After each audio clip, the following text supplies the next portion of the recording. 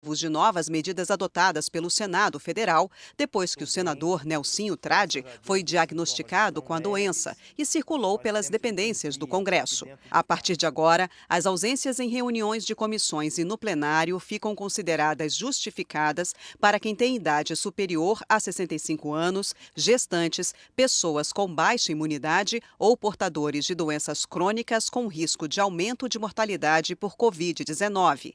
As sessões de debate e de audiências públicas foram suspensas, só vão ser realizadas as sessões de votação. Mais 2 pessoas que participaram das atividades da comitiva presidencial nos Estados Unidos estão com coronavírus. Sammy Lieberman, secretário adjunto de comunicação da Presidência da República, subordinado ao secretário de comunicação Fábio Weingarten, que também está com a Covid-19, e o publicitário Sérgio Lima. Agora, já são 7 pessoas que estiveram em contato com a comitiva do presidente e deram positivo para o coronavírus. Estão na lista com Sammy e Sérgio Lima, o encarregado de negócios da Embaixada do Brasil nos Estados Unidos, Nestor Foster, o secretário de comunicação da Presidência da República, Fábio Weingarten, o senador Nelsinho Trade, a advogada do presidente Bolsonaro, Karina Cufa, e o prefeito de Miami, Francis Soares. Além disso, o Gabinete de Segurança Institucional confirmou agora há pouco mais 4 pessoas com a Covid-19. O GSI não citou nomes, mas informou que eles são da equipe de apoio da comitiva. Com isso, sobe para 11 o total de pessoas contaminadas que estiveram nas atividades do presidente Bolsonaro nos Estados Unidos. Contrariando recomendações de autoridades e de especialistas de saúde para evitar aglomerações, manifestantes fizeram protestos hoje a favor do governo. O próprio presidente participou de um ato em Brasília. Infectologistas afirmam que evitar aglomerações neste momento é essencial para diminuir o risco de transmissão da doença. O portal de notícias G1 contabilizou atos em 49 cidades, em 18 estados e no Distrito Federal. Os protestos que apoiaram o presidente Jair Bolsonaro aconteceram em diversas cidades e fizeram críticas antidemocráticas ao judiciário e ao legislativo. Manifestantes exibiram faixas e cartazes com propostas inconstitucionais e ilegais, como a intervenção militar e o fechamento do Congresso e do Supremo Tribunal Federal. Um grupo cantou o hino nacional na Avenida Paulista. Na esplanada dos ministérios, uma enorme bandeira do Brasil e cartazes contra o Congresso e também contra a secretária de Cultura, Regina Duarte. Há aglomerações também em outras capitais, como Porto Alegre, Salvador e Belém, contrariando as orientações das autoridades de saúde. Muitos idosos que estão no grupo de risco da Covid-19 também participaram dos atos em todo o Brasil. E apesar do alerta contra aglomerações, o deputado federal pastor Marco Feliciano, do Podemos de São Paulo, usou uma rede social para divulgar a manifestação em Ribeirão Preto. Ele afirmou: contra tudo e contra todos, contra todo o sistema que se mobilizou para impedir, as manifestações pró-Bolsonaro são mantidas em 259 cidades. Aqui no Rio de Janeiro, os manifestantes se reuniram na praia de Copacabana. Na sexta-feira, o governador Wilson Witzel publicou um decreto proibindo por 15 dias a realização de eventos e passeatas com aglomeração de público. Um grupo recolheu assinaturas para o Aliança pelo Brasil, partido que está sendo criado pelo presidente Jair Bolsonaro e seus filhos. No Recife, 2 organizadores do evento na praia de Boa Viagem foram detidos porque descumpriram um decreto do governo proibindo a concentração de mais de 500 pessoas. No ato em Goiânia, o governador Ronaldo Caiado, do Democratas, que também é médico, alertou para o risco de contágio. Não sejam irresponsáveis de amanhã transformar Goiânia num ambiente de disseminação do vírus. O governador deixou o local sob vaias. Essa pesquisadora em saúde pública considerou como irresponsabilidade a participação do público nesse momento em que a preocupação com o novo coronavírus ganha força no país. É um absurdo a população não entender a seriedade do momento. Mais do que passando por um risco desnecessário, elas estão acelerando a cadeia de transmissão. Elas estão provocando o que a gente não pode ter, que é o aumento da velocidade de disseminação e comprometendo o sistema. Desde as 10 horas da manhã, o presidente começou a publicar em uma rede social vídeos das manifestações pelo país. Foram 28 postagens só sobre o tema, em 27 cidades diferentes. Todos os vídeos mostravam pessoas em carreatas e aglomerações, o que desrespeita as orientações das autoridades de saúde para tentar reduzir a velocidade de contaminação do novo coronavírus. Por volta de meio-dia, o presidente saiu do Palácio da Alvorada, deu uma volta por alguns pontos de Brasília e entrou no Palácio do Planalto. Na rampa, ficou acenando para os apoiadores que se aglomeravam na rua. Momentos depois, foi ao encontro dos manifestantes. Além da quantidade de pessoas, o presidente Bolsonaro desconsiderou outra recomendação fundamental dos médicos e autoridades nesse momento de pandemia: evitar contato direto. Beijos, abraços e apertos de mão. Ao contrário, o presidente estendeu a mão, pegou os celulares e fez selfies com o rosto colado a várias pessoas. Ao lado dele, o diretor-presidente da Agência Nacional de Vigilância Sanitária, Antônio Barra Torres, que é médico. A Anvisa tem participado diretamente dos cuidados nos aeroportos e portos no país, com avisos sobre cuidados que viajantes têm que ter, inclusive para evitar contato direto com outras pessoas. Bolsonaro ficou no meio das pessoas por cerca de 1 hora, transmitindo tudo ao vivo por uma rede social. Apesar dos manifestantes terem faixas com pedidos inconstitucionais e antidemocráticos, como o fechamento do Congresso e do Supremo Tribunal Federal, Bolsonaro disse que o movimento não era contra nenhum poder. Procurar fazer a coisa certa. Eu erro também. Mas nós, políticos como todos, nós todos, executivo, legislativo, não podemos errar.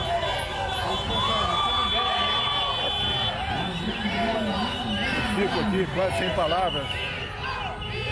Vocês sabem que eu estou aqui? Isso não tem preço. Não tem preço. Nós, políticos, temos como mudar o destino do Brasil. Não é um movimento contra nada, é um movimento a favor do Brasil. Se nós ficarmos 1 ano só trabalhando pelo Brasil, a gente decola, a gente voa. Isso não tem preço. Não existe satisfação maior para um ser humano. O presidente estava desde sexta-feira à tarde recolhido no Palácio da Alvorada. Embora negativo para a Covid-19, ele está sendo monitorado e deve fazer um novo exame até terça-feira, quando completa 1 semana do retorno da viagem aos Estados Unidos. Vários integrantes da comitiva já deram positivo para a Covid-19. Naquele mesmo dia, no Palácio da Alvorada, ele evitou apertar a mão de apoiadores. Apesar do meu teste negativo, eu não vou apertar Se bem que essa impressão ali...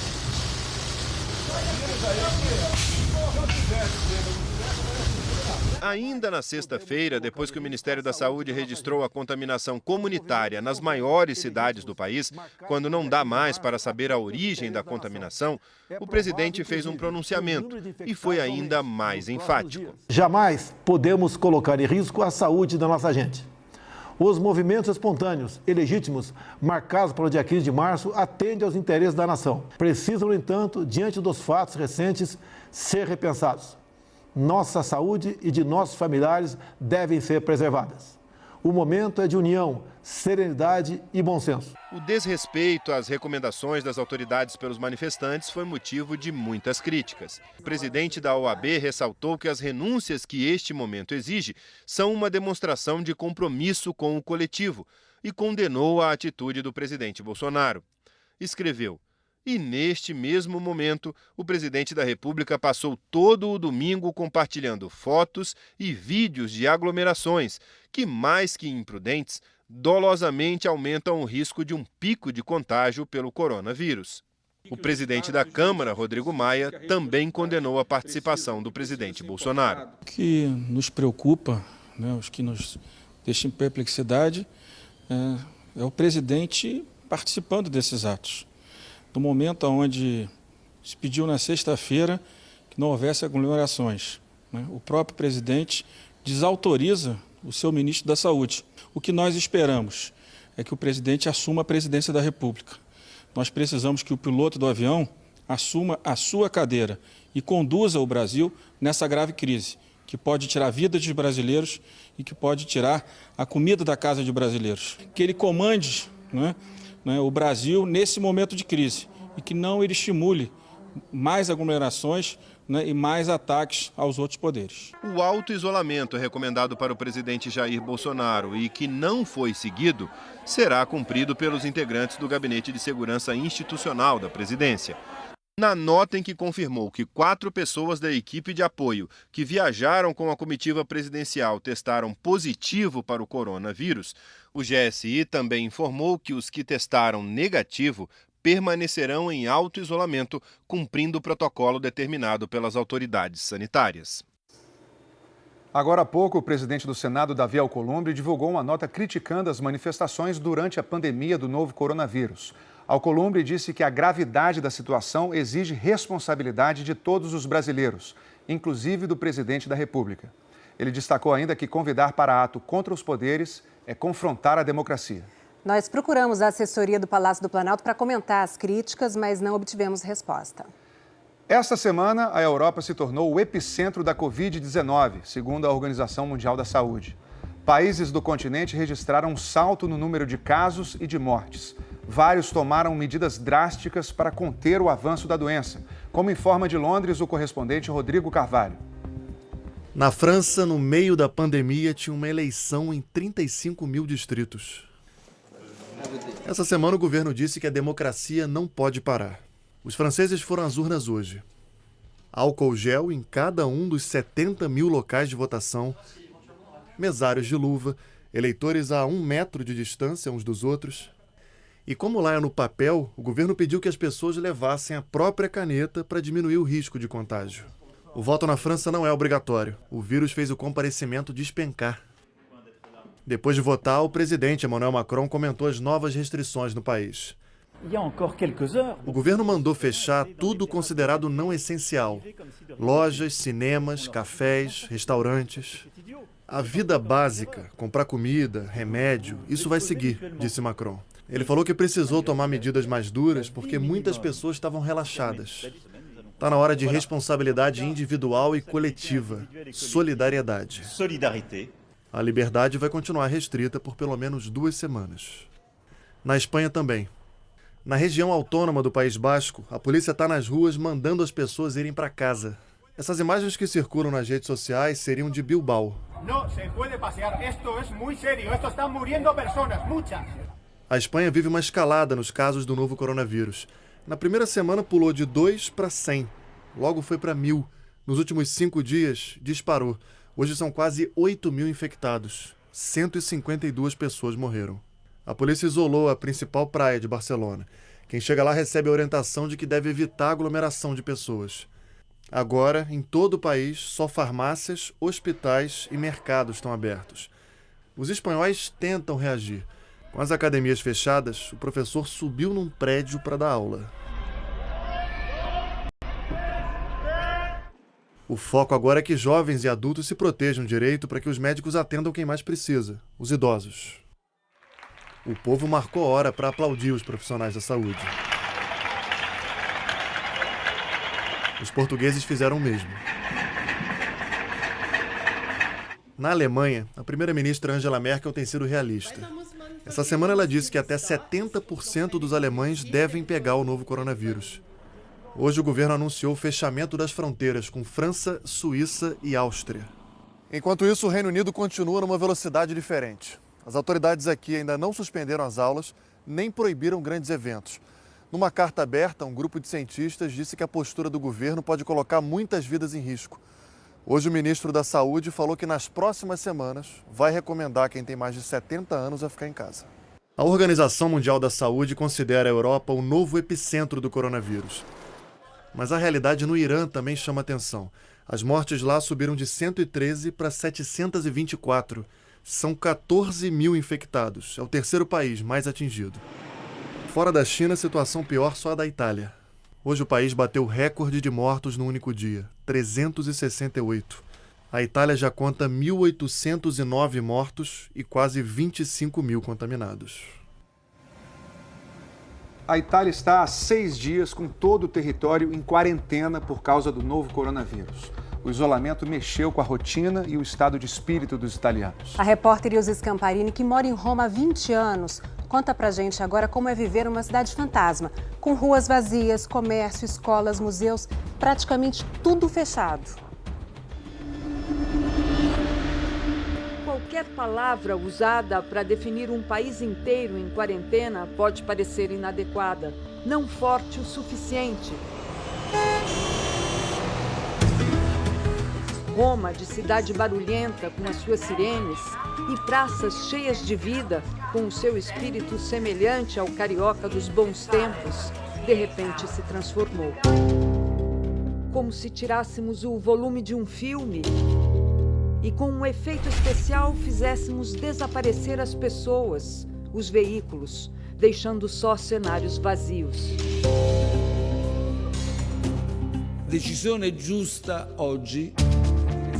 Para conter a transmissão do vírus e proteger os italianos, em 5 decretos, o governo foi tirando partes do movimento cotidiano e interferiu até na intimidade das casas. Primeiro foram as escolas que fecharam. Isso, de alguma forma, aproximou as famílias.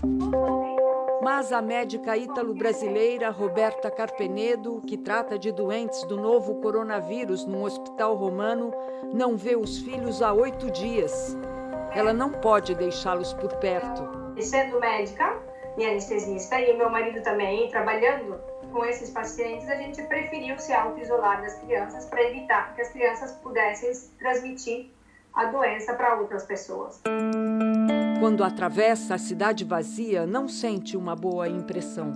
É um cenário de guerra. Eu fui no supermercado há poucas horas atrás e me deu uma tristeza profunda. As pessoas todas com as máscaras. É difícil ver toda essa mudança em assim tão pouco tempo. A Praça Veneza é o centro nervoso de Roma. Aqui cruzam 5 ruas importantes da capital italiana. Os ônibus de todos os cantos da metrópole de 4 milhões de habitantes param aqui. Durante a Segunda Guerra Mundial é possível que essa praça tivesse mais gente. Passando muita fome naquela época, os romanos vinham aqui para tentar colher uma espécie de chicória do campo que nascia nessa área. Hoje, na Itália, não se registra falta de comida, mas a vida de todos nós mudou radicalmente em poucos dias. Foram fechando os serviços e todo o comércio, só ficou aberto o essencial. Vimos filas nas farmácias e polícia e soldados do exército nas ruas, para garantir que ninguém desrespeite as novas leis. Na cidade blindada e sem sol, os monumentos turísticos tinham uma beleza melancólica, quase de abandono. Na Fontana di Trevi, o acesso foi fechado. Desde o início do século XVIII que a fonte barroca recebe turistas. Fatos que não podem ser desprezados. A poluição sonora da cidade desapareceu e o maior monumento da antiguidade finalmente pôde descansar. Para mim, o maior choque visual que o isolamento provocou foi na Praça de Espanha. Parece inacreditável. Dá até para ver direito a fonte em forma de barca, de Bernini, do início do século XVII. E as famosas escadas vazias. Essas escadarias já foram o símbolo do ócio, do jeito romano de ser. De ficar aí sentado, sem fazer nada, conversando ou simplesmente olhando. Nas últimas décadas, se tornou um território do mundo. Seguimos viagem pela Roma proibida. A via da Conciliação, que leva ao Vaticano, está fechada e sob forte segurança. A Praça São Pedro, vazia, também impressiona. E deve ficar assim durante a Páscoa.